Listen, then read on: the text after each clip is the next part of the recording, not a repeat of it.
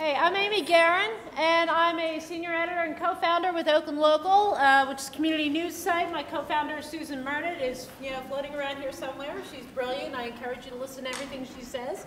I'm here to talk about mobile, which is a big passion of mine. And the reason why I wanted to talk to the people block by block about it is that I think it offers some very specific advantages for hyperlocal sites. Basically, you know what happened in a lot of parts of the world where they didn't have that many landline telephones? People would not get landline telephones. They all went to cell phones. The leapfrog thing was a big deal in a lot of parts of the world. You guys actually have the ability to get on top of the next wave of digital media because you can move faster than a lot of big news organizations can. And so that's why I kind of wanted to give people a heads up. This is a really big deal, and you're going to see how big a deal it is for the next few months, or rather in the next couple of years. So I have no slides. I hate slides. Is that on? Okay, there we go.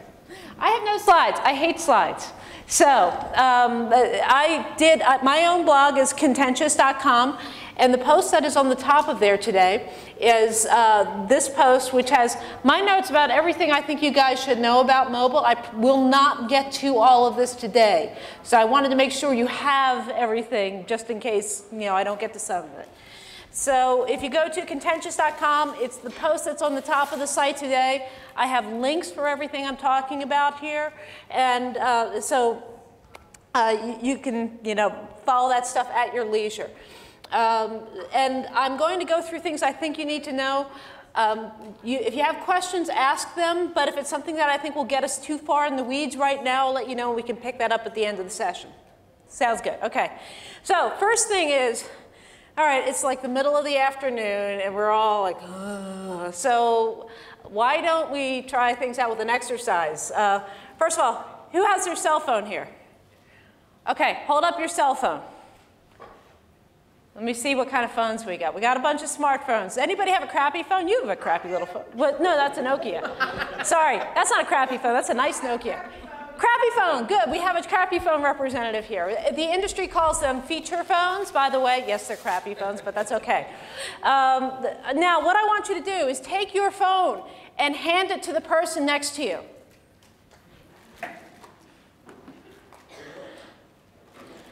OK, and just hold it. That's fine. Just hold on to that person's phone.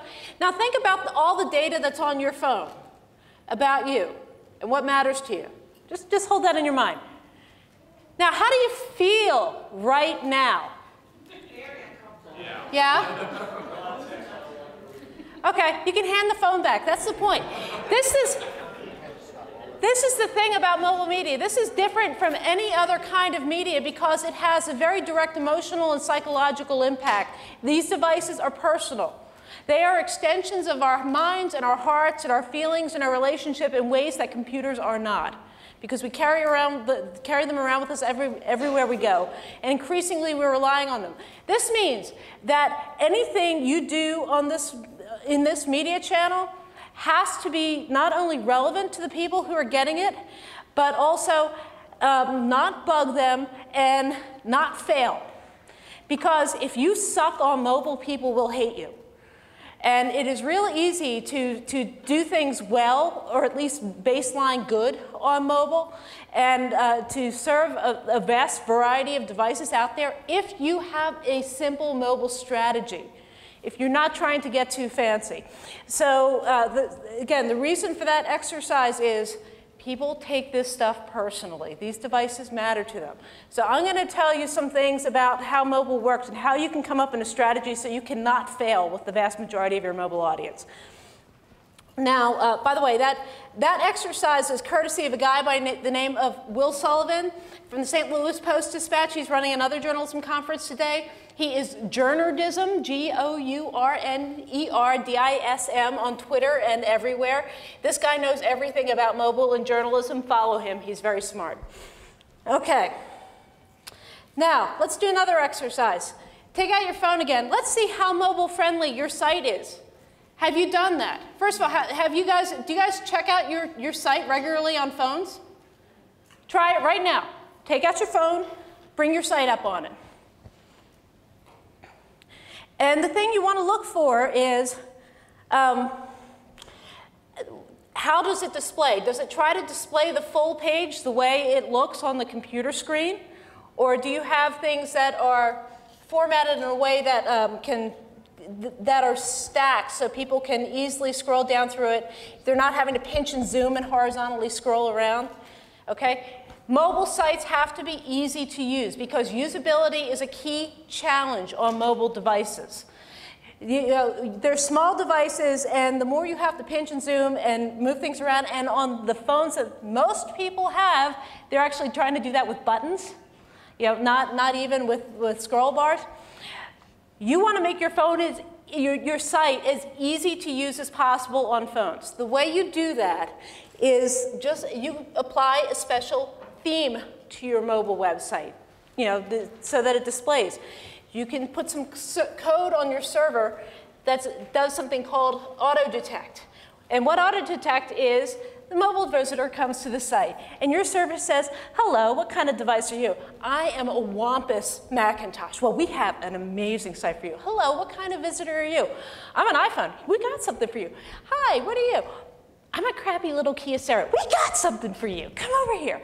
And so all the auto detection is doing is routing the visitors to the most appropriate theme that's probably going to display on the device they have.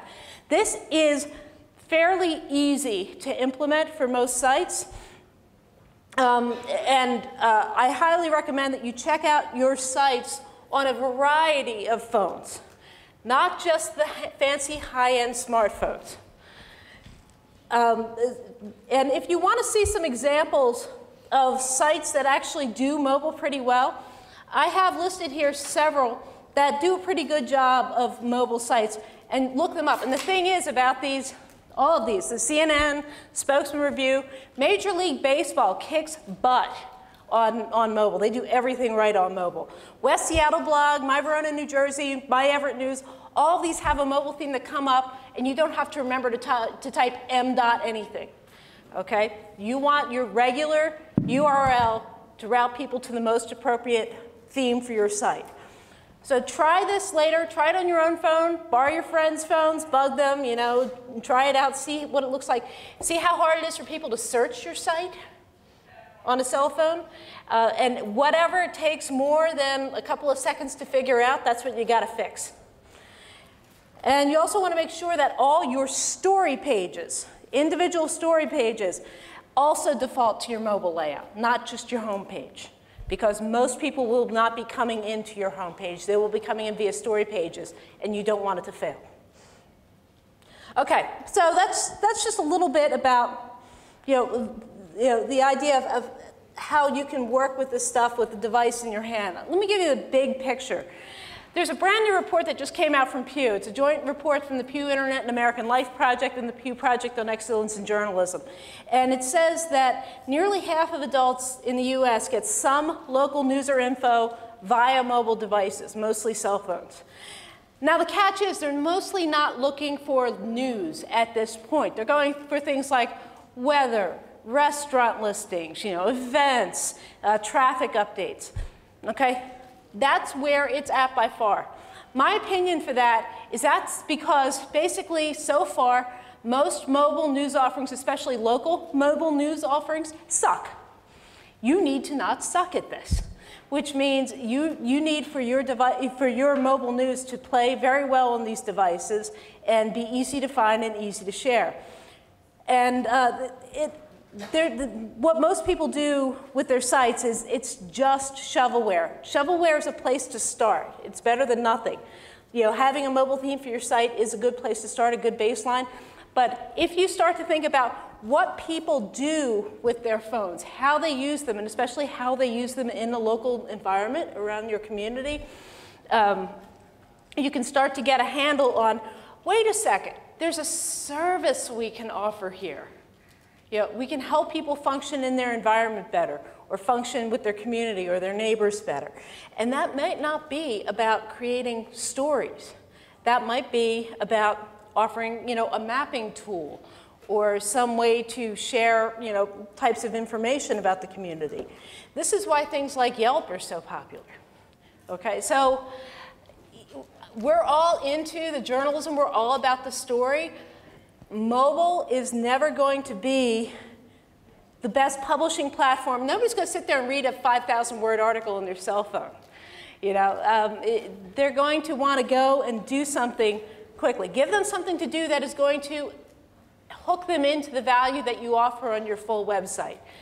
It's important that your web content be accessible on the phone, but long-term your strategy is going to be how do we make what we're offering, at least in some respect, action-oriented?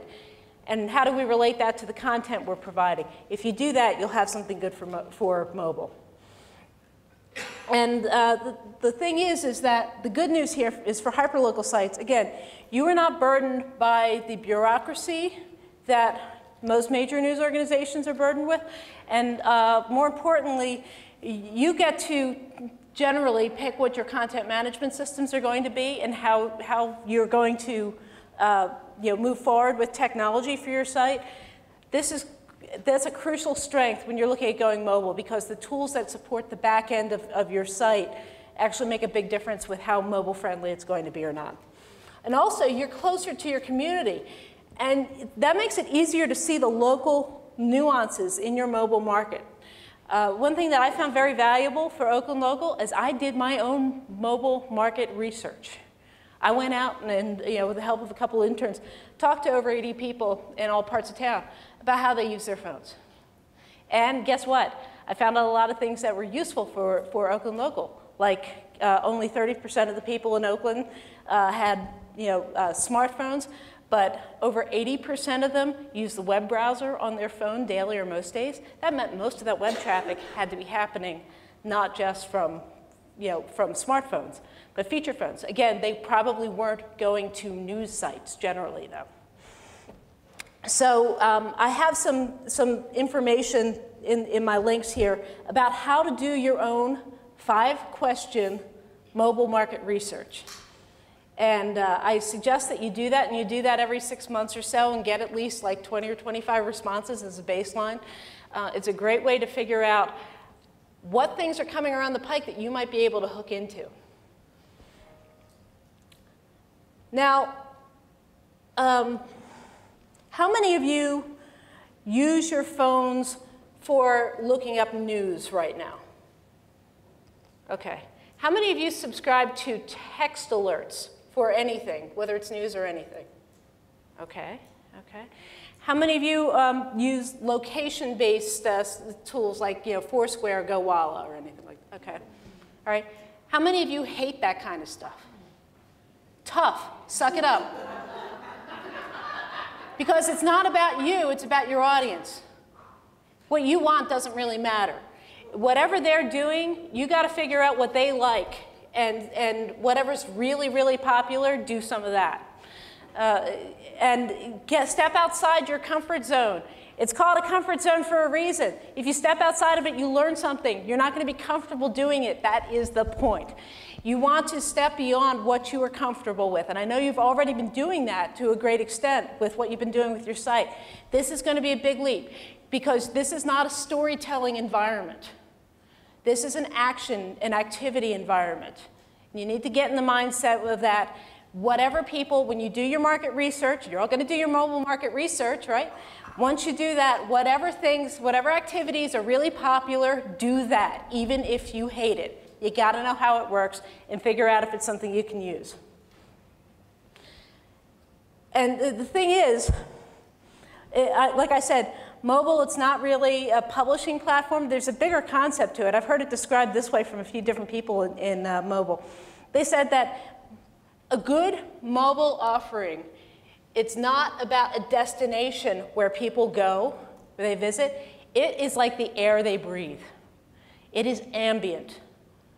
And if you can achieve with your audience the idea that the news and information you offer is somehow ambient to them, if you can find a way to keep it regularly on their radar screen wherever they go in a way that they're comfortable with and in a way that's useful to them, that's actually going to be golden for your business. And that is not always about driving traffic to your site, too.